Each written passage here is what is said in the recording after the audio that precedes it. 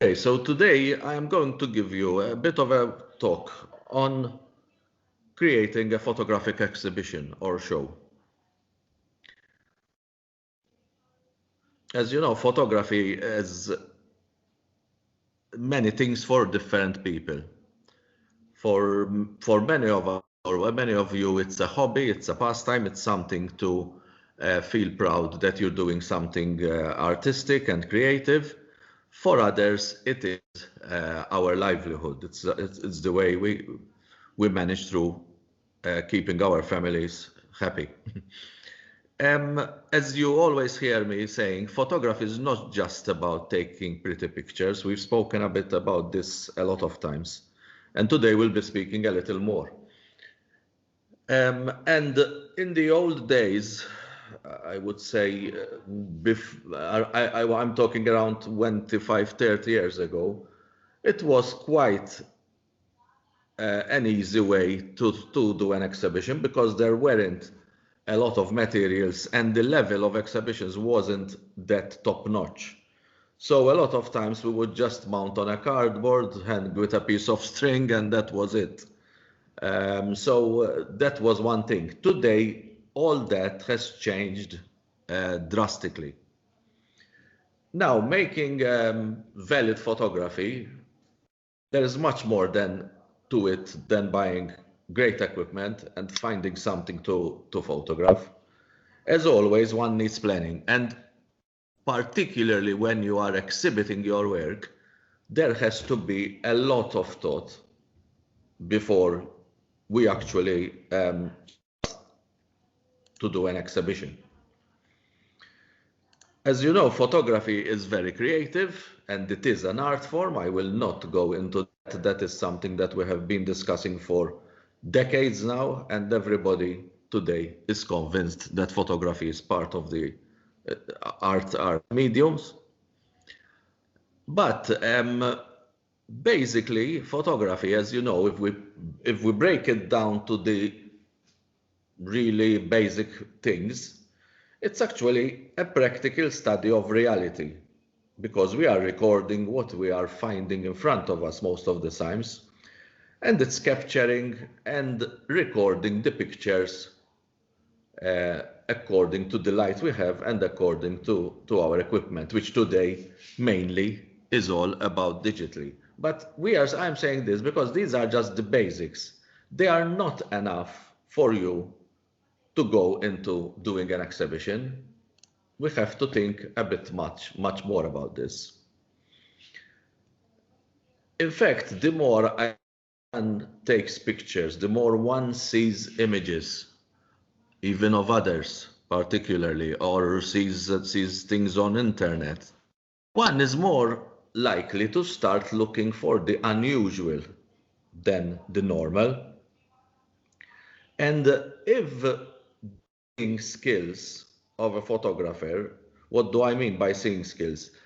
I am sure that all of you, if you delve back into the past when you had started photography, I'm sure that many of you thought your pictures at that time were very good. But as you and your skills have evolved in photography, and you've met and seen other photographers and what they do, I'm sure that has all changed. And your outlook on what makes an impressive picture, I'm sure, has changed and will keep on changing because it changes according to experience, knowledge, and our skill with equipment.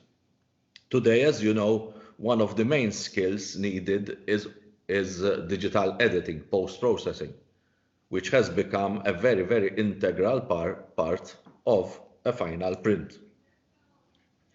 So the question we need to ask is, why should we exhibit? Maybe that is the first question that we have to do and we have to discuss. Exhibitions help to show your work and portfolio. How many times have you heard me say that photographers or any other artist cannot evolve and improve without showing his work and getting feedback? You cannot. And photography is a visual art, so if your images aren't out there, either on online media or in publications or on PDF documents or in the street, your work cannot improve because you will be living in a little bubble of your own, thinking your work is great and not networking with other people and photographers. So the main thing when one exhibits is to publicize one's work and also in order to get feedback so that one can gauge the level and the standard that his work has arrived. Exhibitions are an important part of gaining recognition for your work because, as you know, so many photographers, that good photographers and even great photographers, are showing all the time their work.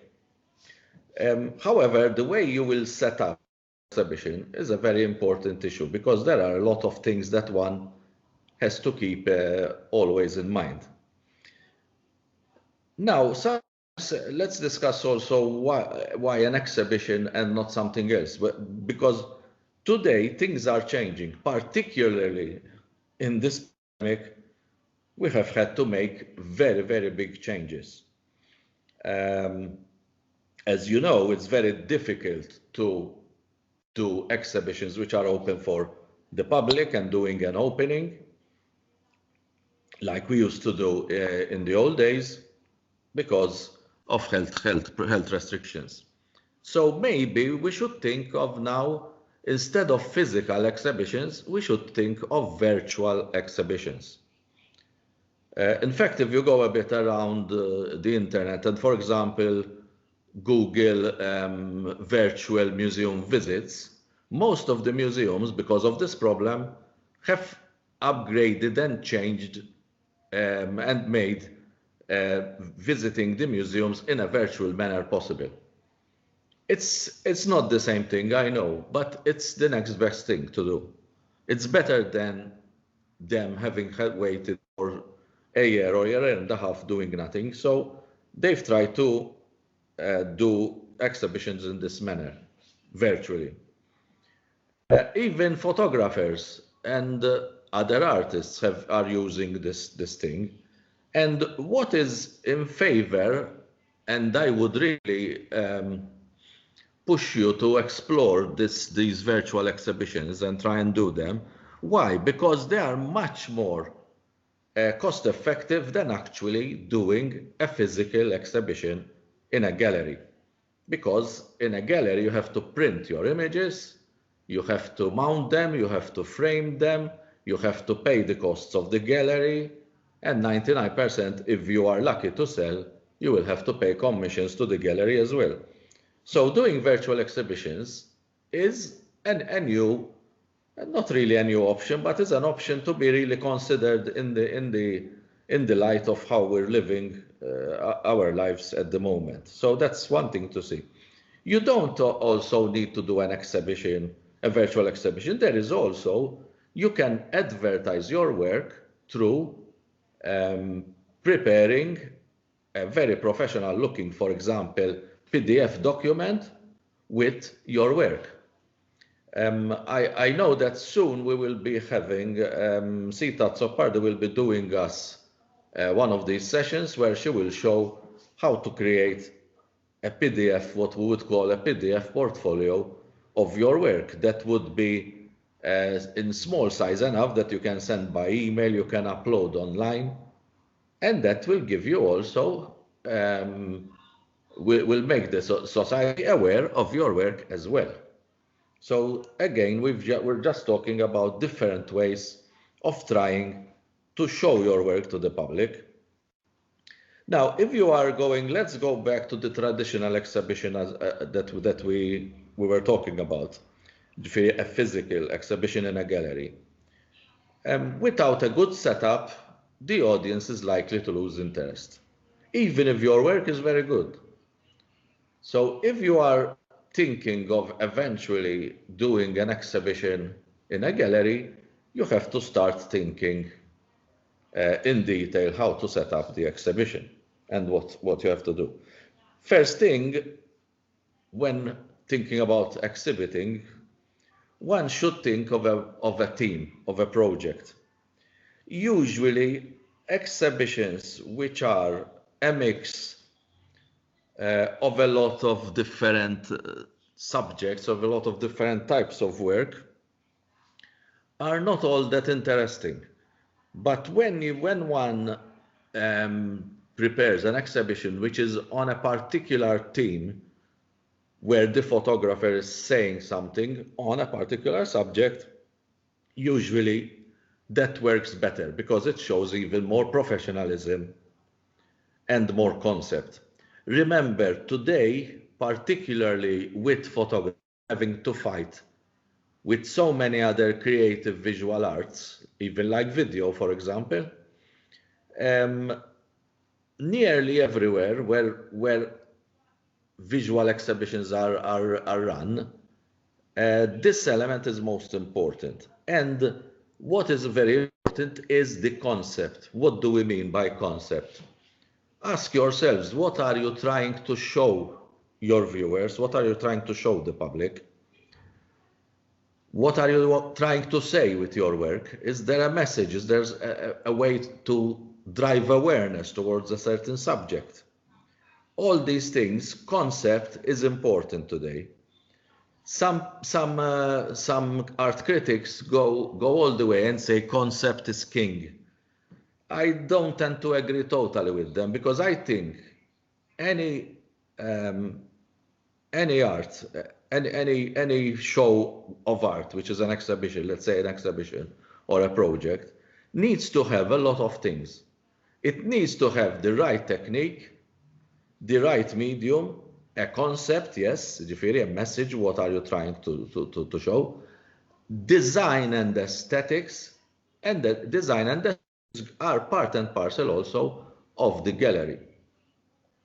In this picture, you are seeing part of the St. James Cavalier gallery where I had exhibited a project that I had done, if I'm not mistaken, 4 years ago.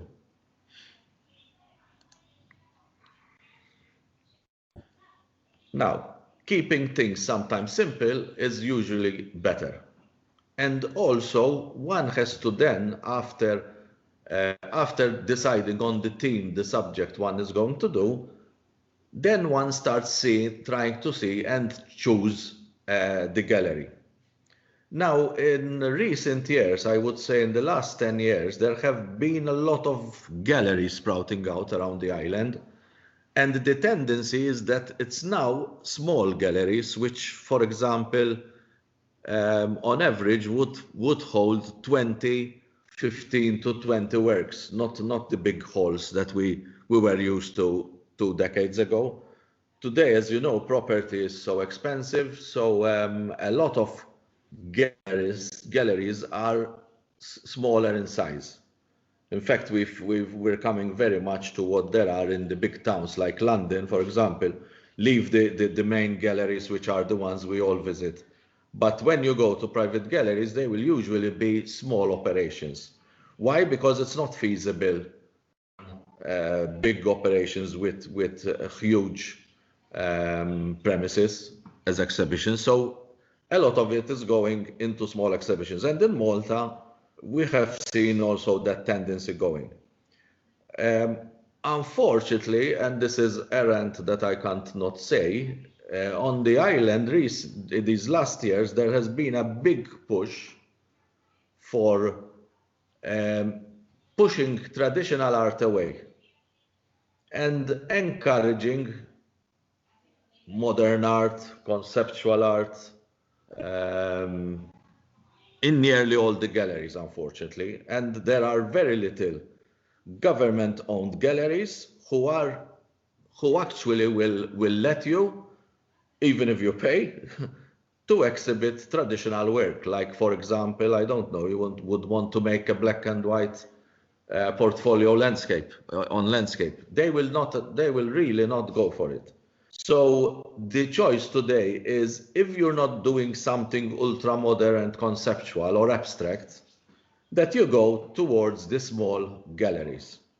There is also a good bonus in going to the small galleries because, as we said, your exhibition, your show can be a bit smaller and you don't have a lot of space really to fill. And you might go on bigger images, bigger prints and frames. So that will give more impression to your work. And also, small galleries usually uh, don't don't charge a lot as commissions if you sell.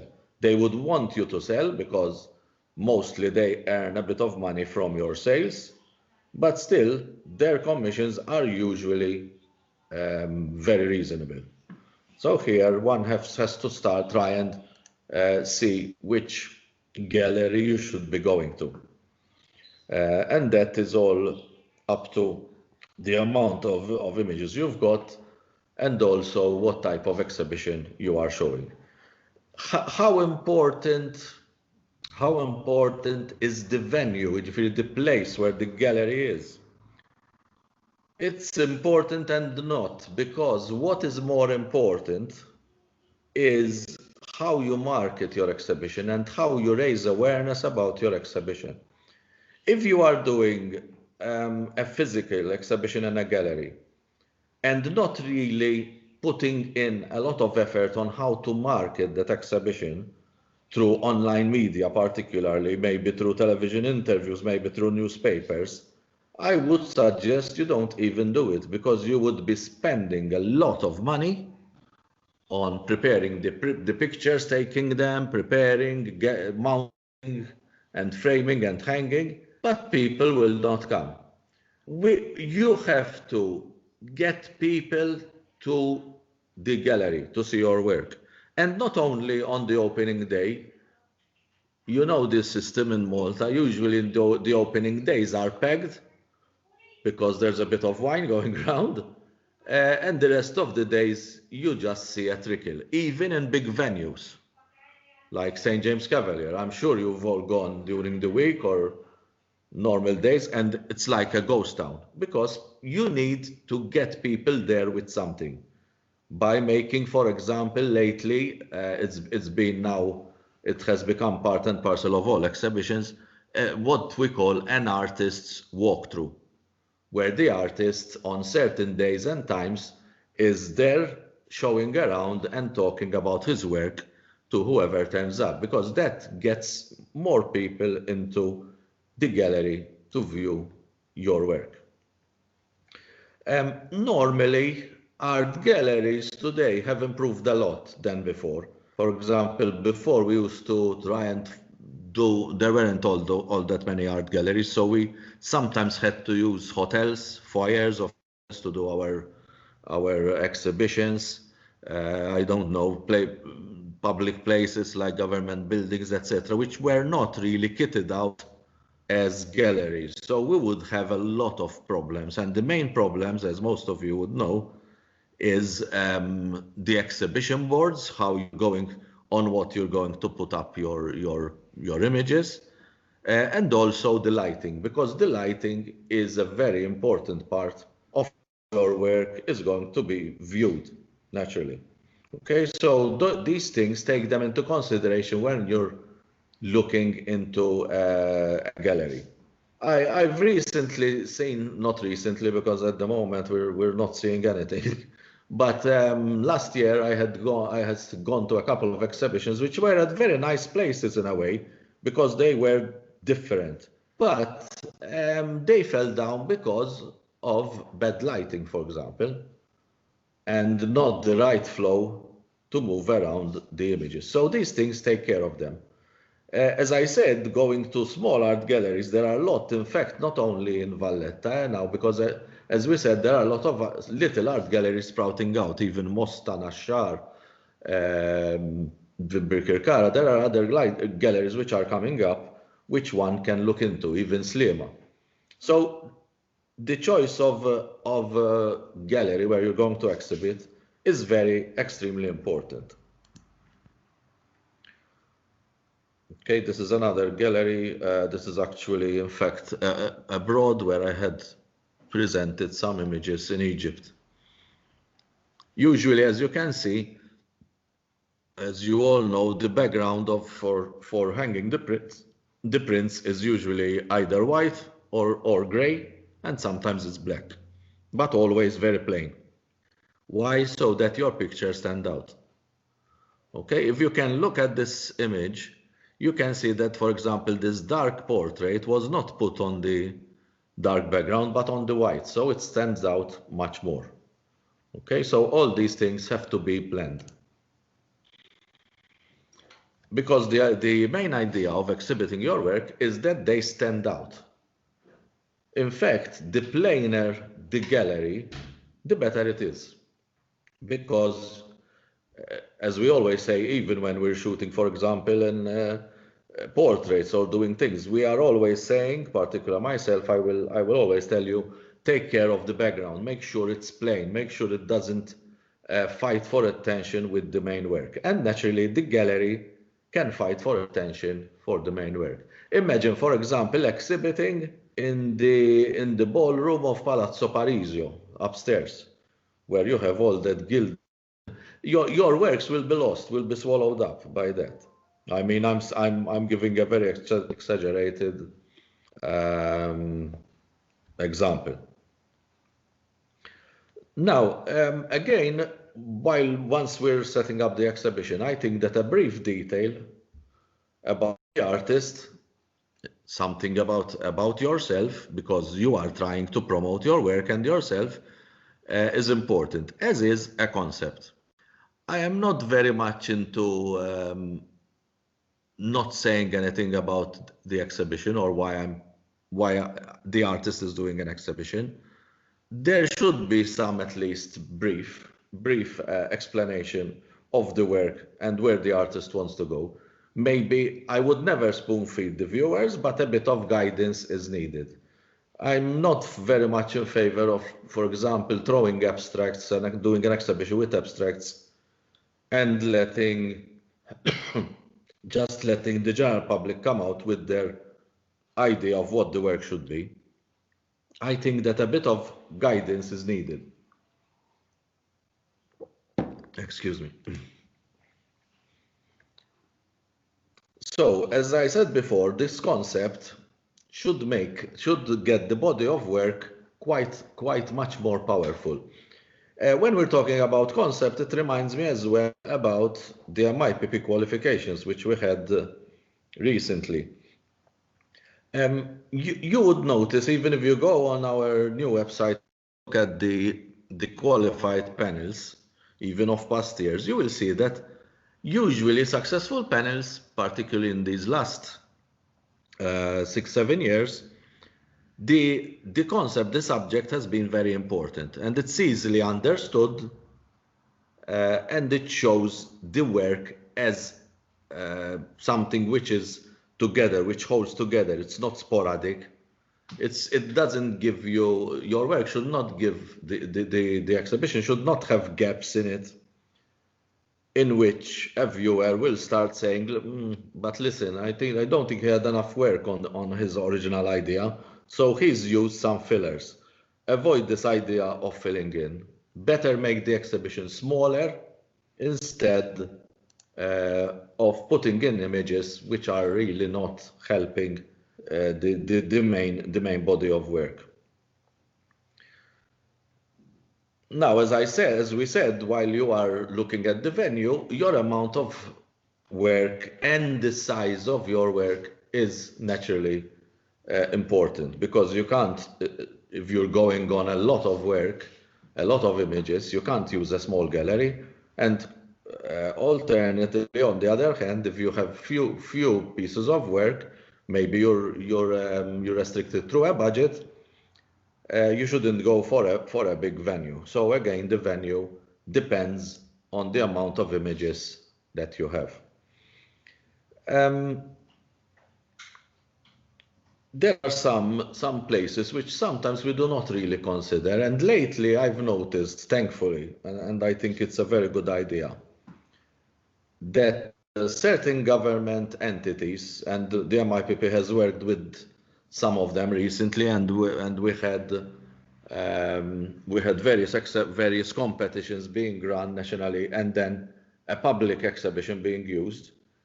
These exhibitions, when they have gone public, they are set up actually outside or in streets. They have been quite popular because here, in this way, the artists or the organization doing the exhibition is going directly to the public in public spaces where people normally are passing due to other reasons, for other reasons, not to see the exhibition, but they are, whilst passing, they are seeing and enjoying the exhibition. Unfortunately, although this has increased, it's very prohibitive for an individual to do something in a public space. Why? Because of the logistics involved. First of all, you have to get permits, which are not something prohibitive, because a lot of times permits will be given to you. Local councils would love to have your work outside, for example, as an exhibition, but the finances involved to prepare the work, because you have to make it waterproof, you have to make it quite big so that it catches really the eye, because imagine you can't do a small print or a small frame outside because it will be swallowed up by the space. So here, when you're working outside, you have to go big. And the amount of money involved needed for this is a lot of times not available, particularly in these days and times, and with photographers not really getting the earnings they used to get a few years ago. So putting exhibitions in public places is going to be very difficult. Yet don't brush it out of your mind, because you might find an area, you might find the local council, you might find a company who would be interested in doing this with you. So if you can go to the public instead of try and get the public to the gallery, that can work very much in favor of you. In fact, here you see an exhibition one I had done, I don't know, maybe a bit 5 years ago now. It was in a shop, in a big shop in Sijiwi, where I had exhibited monochrome work in this place. It was an upmarket shop that sells wines and spirits and cigars and stuff like that, and was rather a success, because not only did I have people on the opening night, but the customers that would go there not for the exhibition but to buy things were exposed to my exhibition. So do think about places like these and try and explore places like these.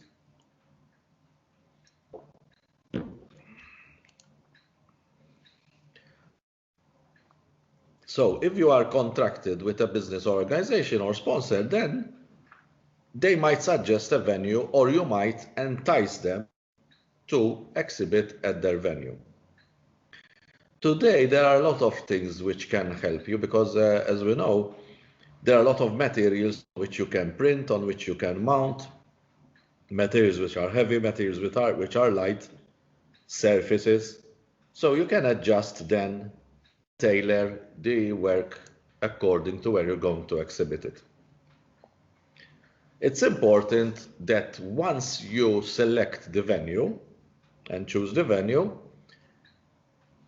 you make a plan of how your work is going to be shown, from which part the people are going to start viewing the work, and other things like lighting, as we said before. The more detail you go into, the more successful your exhibition will be. This is a gallery in China where I had also shown some work. As you can see, it's ideal. I wish the government would wake up and do something for photography like this. As you can see, they are individual panels which are on wheels, so they can be moved around, and so the configuration in the actual hall can be adapted according to the amount of pictures, the way they are hung, etc., etc. Unfortunately, we do not yet have this luxury on the island. I have been, as you know, I have been pushing a lot on this, but till now, a lot of it has fallen on deaf ears.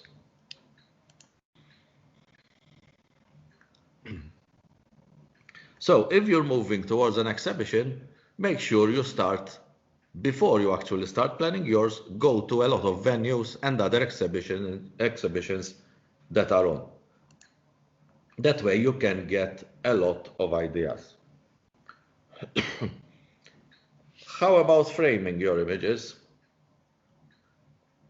Sometimes we can get away without framing and still the effect is quite nice because, for example, if you what we call flush mount the print, so the print goes to the edge of the mounting board, you might do away with frames because, as we know, frames are very expensive.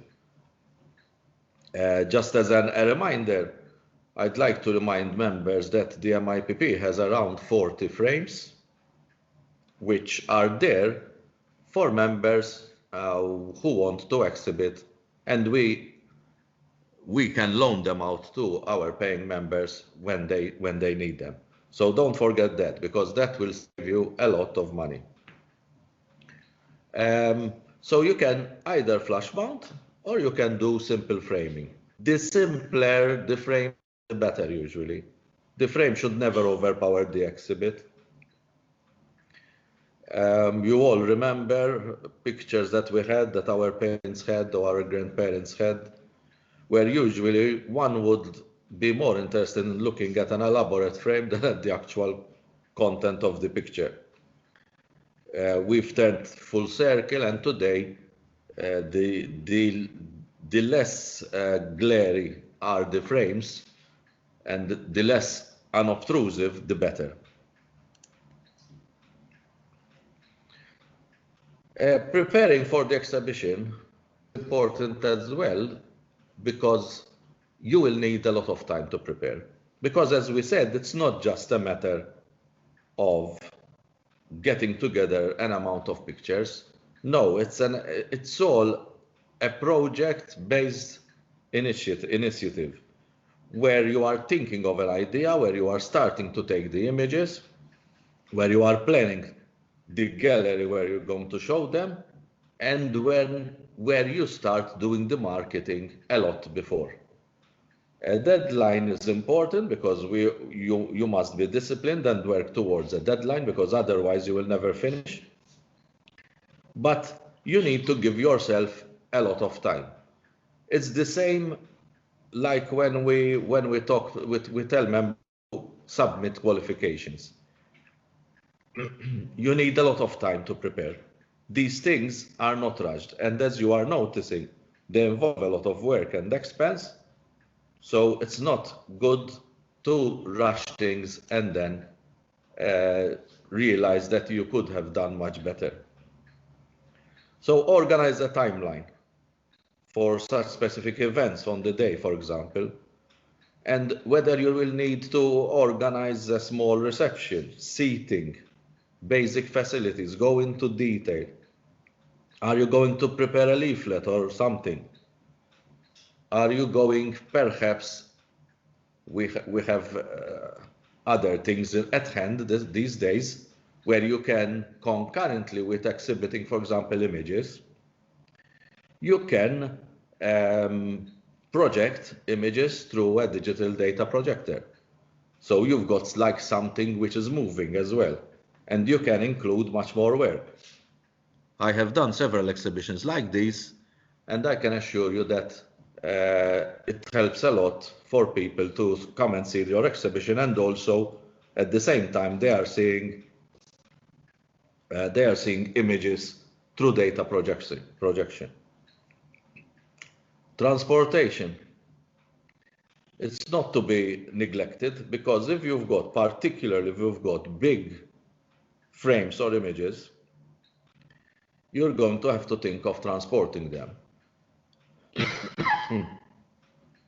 Today, most of the labs, the big labs we have in Malta, usually will help in transporting photographs that have been printed and framed at their place. So that is one thing that we have our labs helping us with that.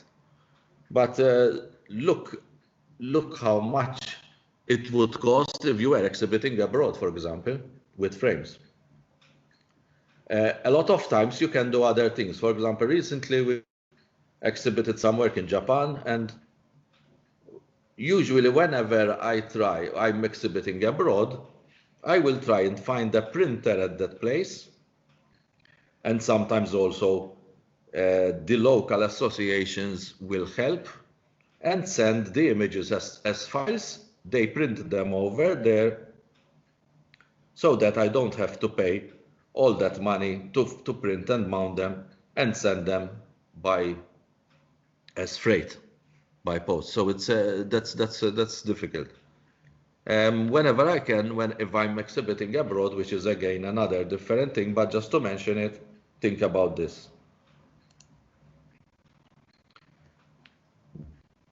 In fact, the images we sent to Japan had all to be framed in hard plastic boxes and with wood around them as well. And it does cost a lot. As you know, postage has become nearly prohibitive today.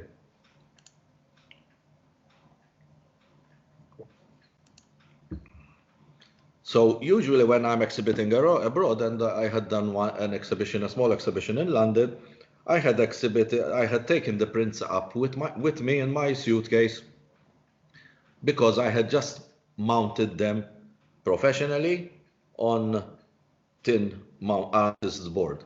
So they weren't so heavy, and I could carry them in my hands up to the exhibition.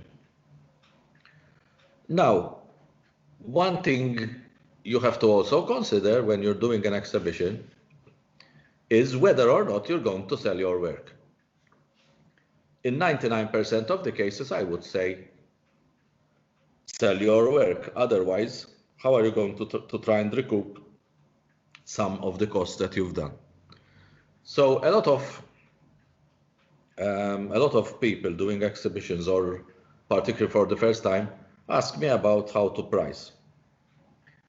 Naturally, this is all subjective, and you can't really put a mark on pricing. What I would suggest is that you work out the costs of the print, of printing it, of mounting it and framing it,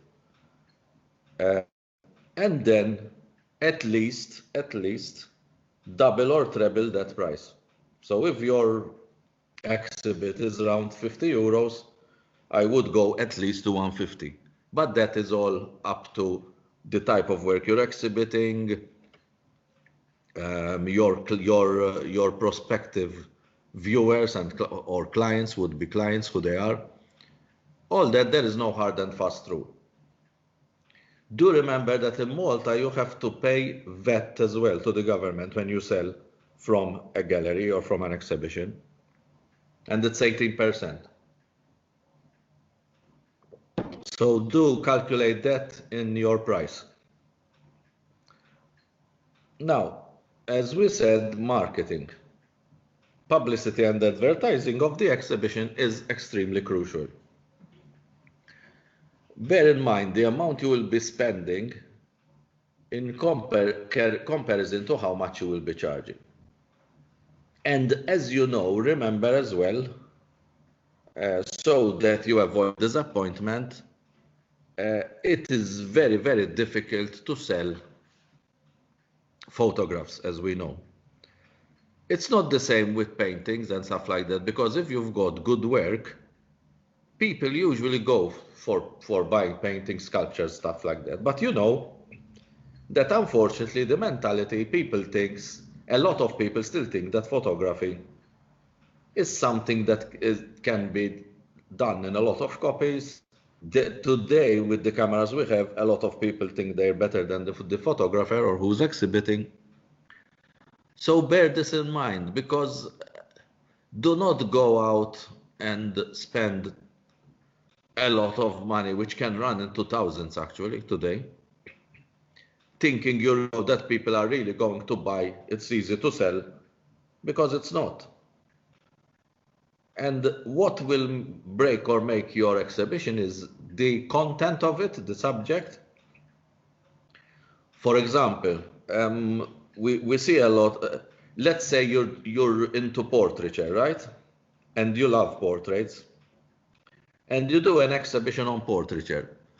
You would be very lucky to sell a couple of images. Why? Because people will not want a portrait of somebody else on their walls. In fact, let's look at what is recently selling more in photography. It is usually landscape or even semi-abstract or abstract pictures. Why? Because they fit for a lot of uses.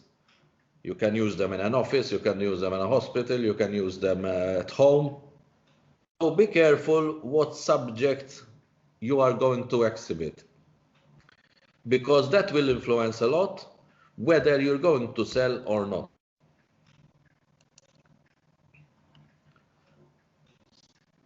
Another thing which needs preparation, as we said in the preparation of the exhibition, is to try and find some sponsors so that you can outlay a bit of the expenses that are involved. As we have been talking, there is a lot of expense in it if you're doing a physical exhibition. So if you can find sponsors, that's going to make the whole project much more feasible. Now today with digital, we can create a lot of things to help to publicize our project, our exhibition, such as this. For example, this was something done in Egypt in 2012 where JPEG participated with them. Today, through online and internet, it's very easy to do things. We all know more or less Photoshop quite well. If not, we try and get somebody to help us, so as we can produce flyers, promotional write-ups, etc., to publicize our event. As we know, digital advertising, there are no expenses really involved. So how much we can push this, the much better. We've got so many platforms today: Pinterest, Instagram, Facebook, as you know. Let's try and use those platforms, because those are very important. And you're not really paying money to advertise there. Create social network events and send everything. My recent exhibitions, I am doing everything by email, you know, even invitations, publicity material, etc., etc. One thing I find very useful when preparing an exhibition is to create an anticipation for it, even if it's a project, not only an exhibition. How do you create it? By, for example, making a particular standalone page advertising the project. But you should start this very early on, not in the last week of the exhibition or finalizing of the project. You should start this early. So that every time, every few days, you are putting up some material there. You are adding people to the page. You are advertising what you're doing, the preparation, keeping expectations up, giving curiosity to your viewers. So do start. I find that a very, very important part of an exhibition project which is going public.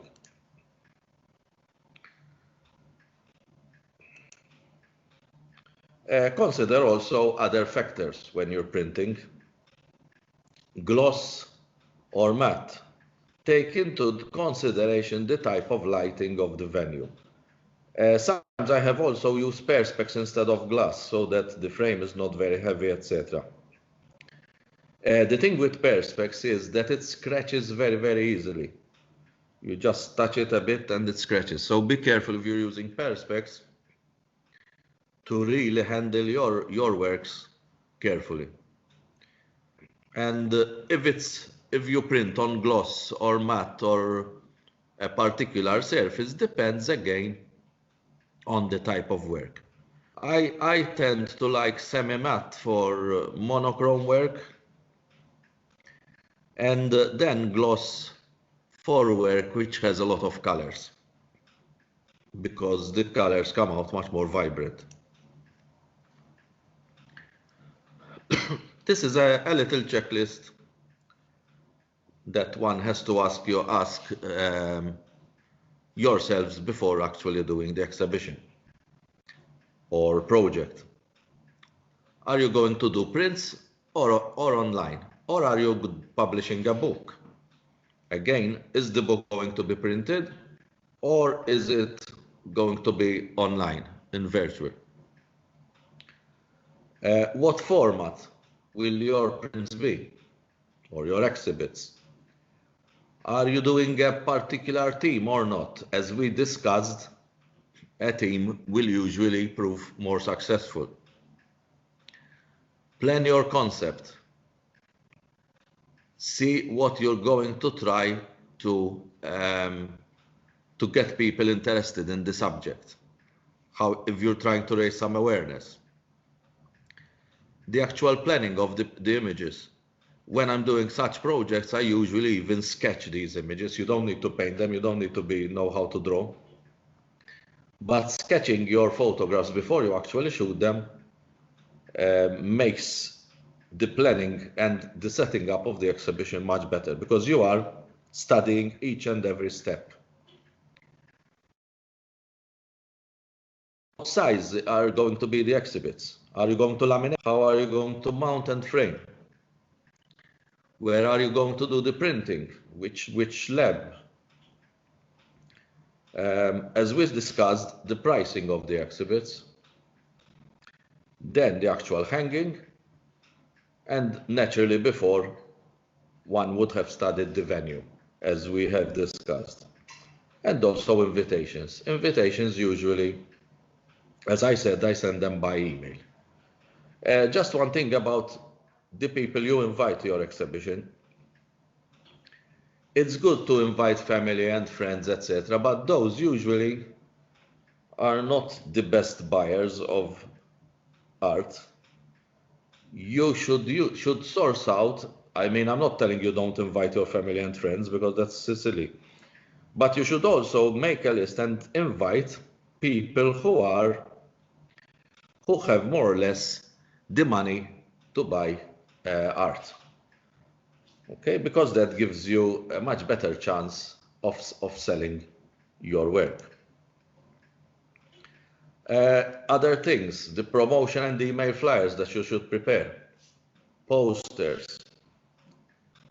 Important, if you've got sponsors interested in your project, make sure to see what you're going to give them back.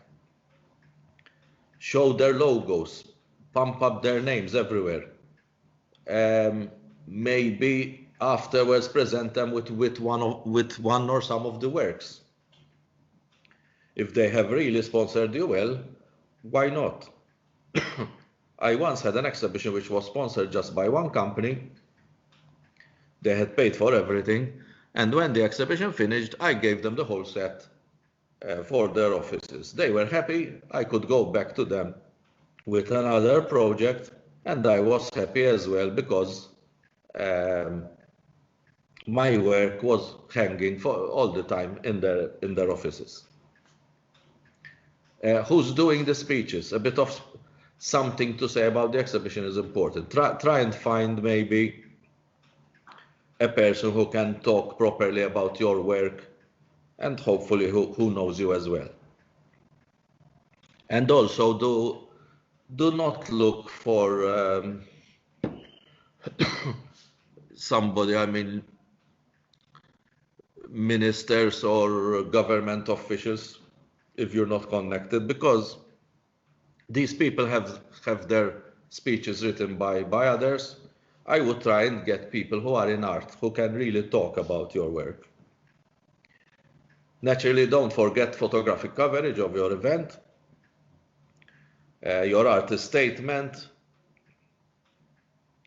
reception if you're doing one, the event page that we also noticed. This is rather a checklist we've discussed all the way. Write-ups for all media.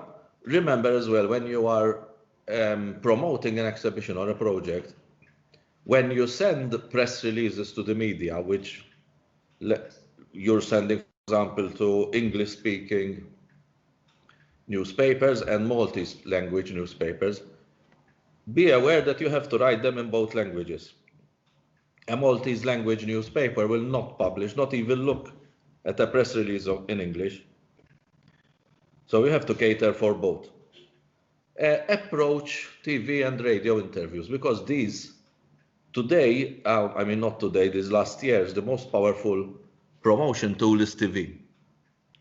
So whenever you can get on TV with some excuse or other to talk about your work, do it. Do a follow-up. Try and analyze how the exhibition went. What went right, what went wrong, so that in future you can always improve on your showing. I usually put a visitor's book at the exhibition where people can write their comments, and also I can gauge who came to my exhibition or not.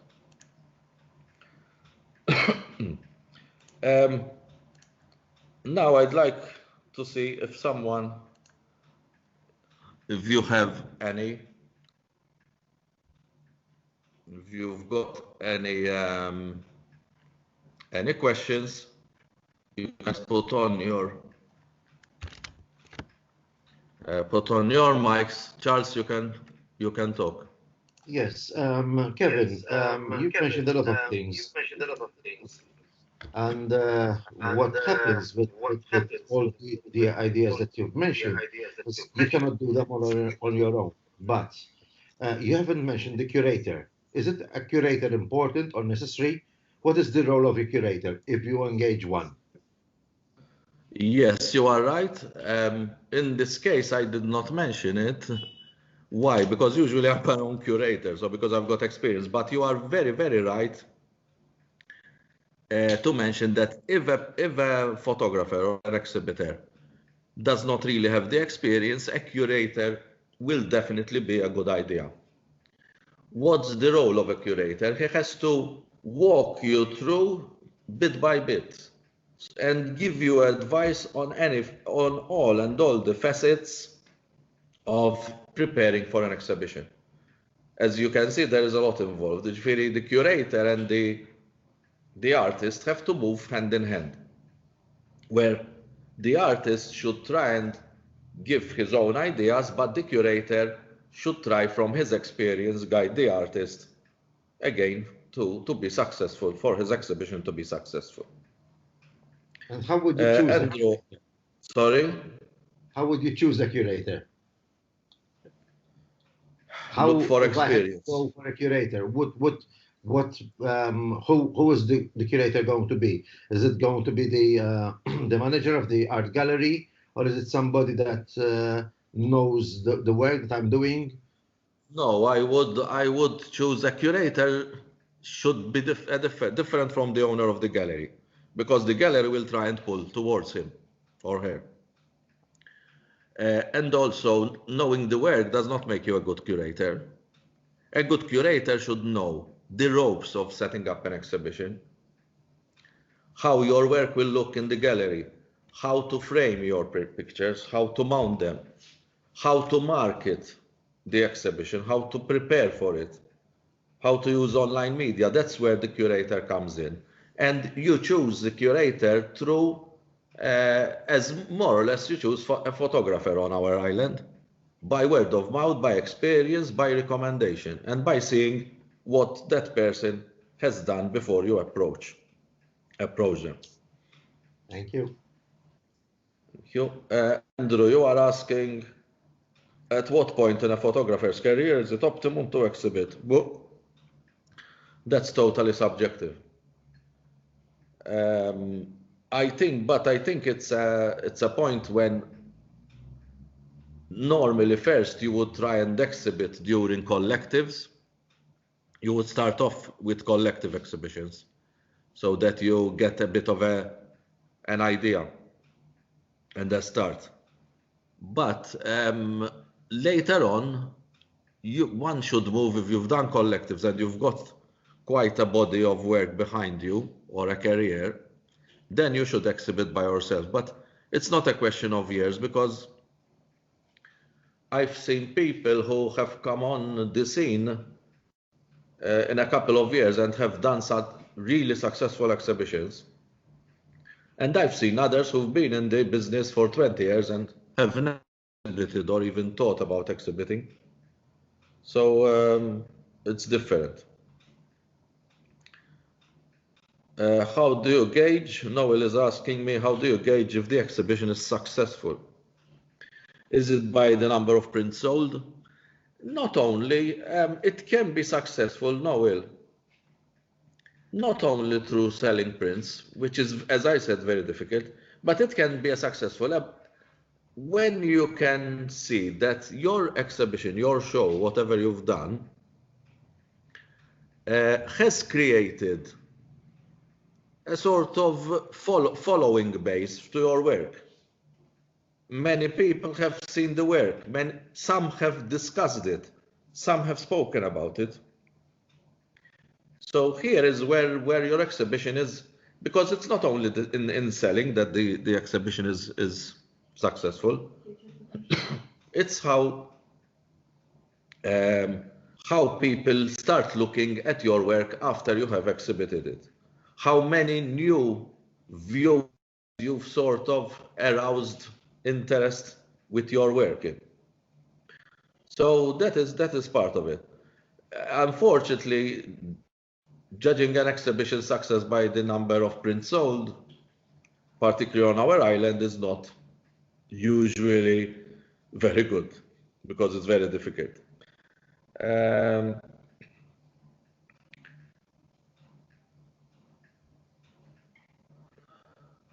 Thank you, Tom. I've seen your comment. Yes, when we exhibited in Malta. Andrew is asking something. Is it better to have exhibits that are all in color or monochrome? If you're going to have a mix, Andrew, do them in different sections. Sometimes an exhibition has monochrome and color, but I wouldn't, for example, put monochrome and then a color print next to it, etc., etc.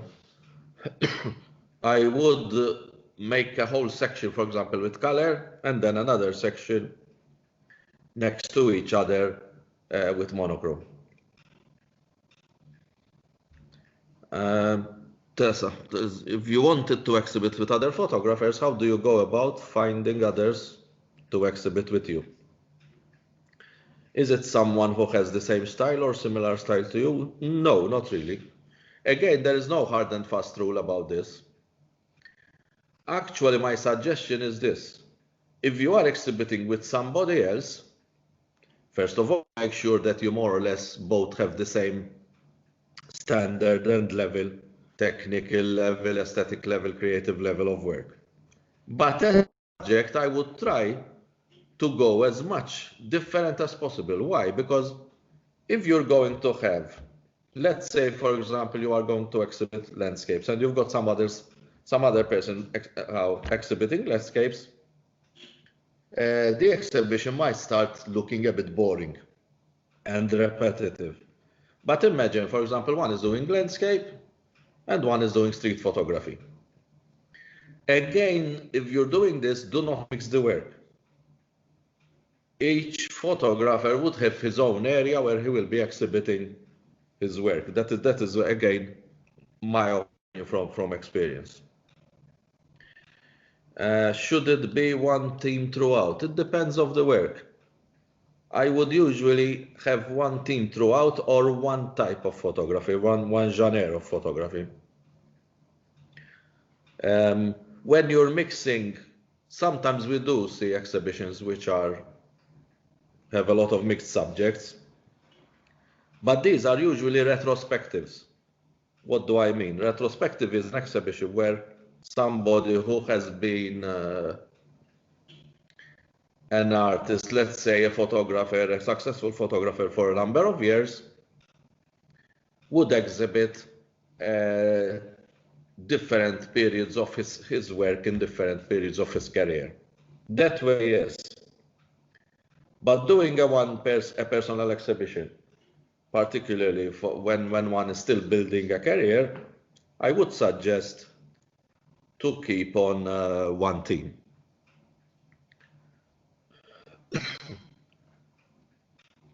I'm reading the... Yes, Charles, in fact, it was like the 10 Beyond. In fact, the exhibition I had done at Smart City, which was with 10 different photographers, and they were doing all different subjects. But I gave them, as you know, each their space. Tessa, do you suggest having a landscape artist, painter, combined with the photographs? It can work, yes. It can very much work to have different mediums exhibited. I did quite a successful one, which was photography, sculpture, and flower arranging, of all things. It was 3 things together. And why was it quite successful? Because the people who visited were coming in from different areas of interest. And they would not have come to as simply a photographic exhibition or a sculpture exhibition, but they came due to the other subjects. And that way it became a win-win situation for all the 3 artists. Yes, in fact, when it's a collective, a curator is very important. And a curator who knows his job and does not do any favoritisms. Because sometimes when you are creating collective exhibitions, you have this problem of even some of the artists saying, Ash, I want my photographs or my works exhibited at the entrance or here or there. You should make sure when you are running a collective, you have to be the boss. Who does not agree with what you are saying can just leave the exhibition or the project. Kevin, Yes? Tony. Yes, Tony. First of all, very well done, and thank you for all the insight. Thank you. Is it very hard? Do you have to be established to find a sponsor, Kevin? Considering someone like me who doesn't earn his or her living from it. Thank you, Kev. I will close my mouth now. It's okay. Thanks. Welcome, Tom. A good question. Again, very subjective. I've seen exhibitions being sponsored by, actually, I call a spade, by inferior artists and with inferior work. And they were sponsored. Why? Because they knew the right people. Or they had a sort of Patreon, you know? That's different. But overall, it's much more easy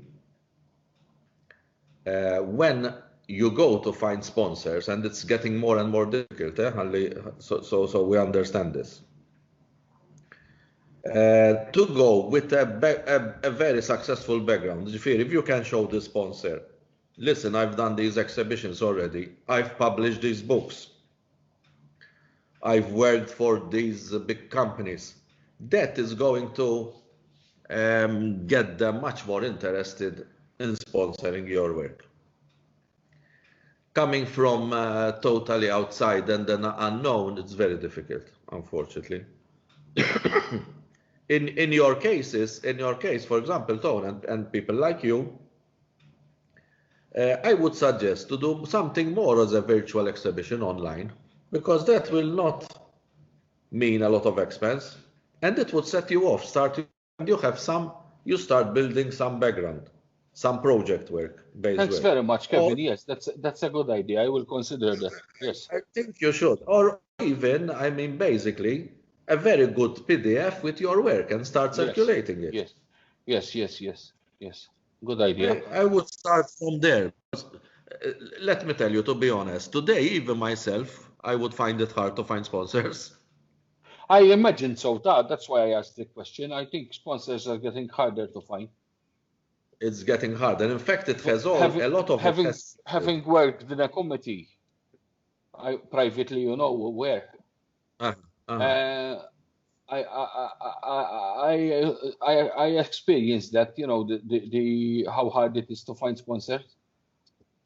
In fact, what is happening today, but usually artists are not going to individual sponsors.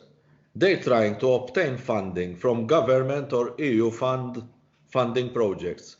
But as we all know, that is so difficult, so laborious, pedantic, etc. But there is a lot of money in funds, so you can try and go that way. Noel, an answer to your question, yes, of course, do post the link on the MIPP page and the page and even the wall. You can, on the MIPP wall, you will be able to post directly. Do post it, yes. And you circulate the PDF to whom exactly, Tessa's asking. Someone, you know, who you circulate to anybody who you might think is interested in your work and what you do. Get your name out there. Get people to know you. Get people to know your work. That's how important it is. I would suggest, and I'll more or less close here. Try and not be too ambitious if you haven't tried anything yet, but to start little by little. Okay, because that's how you build up things. Then when you sort of have mastered doing a nice PDF, preparing a good Facebook page, or maybe a small website or a blog, all those things are putting you out there in circulation. People are starting to know your work, and you move on little by little. Thank you very much, all. I will stop there. Naturally, if anybody has any questions, you can even contact me at any time you want. As usual, either on Facebook or through email. Thank you very much. You all have a good week and a good night. Thank you. Thank you very much. Thank you, everyone.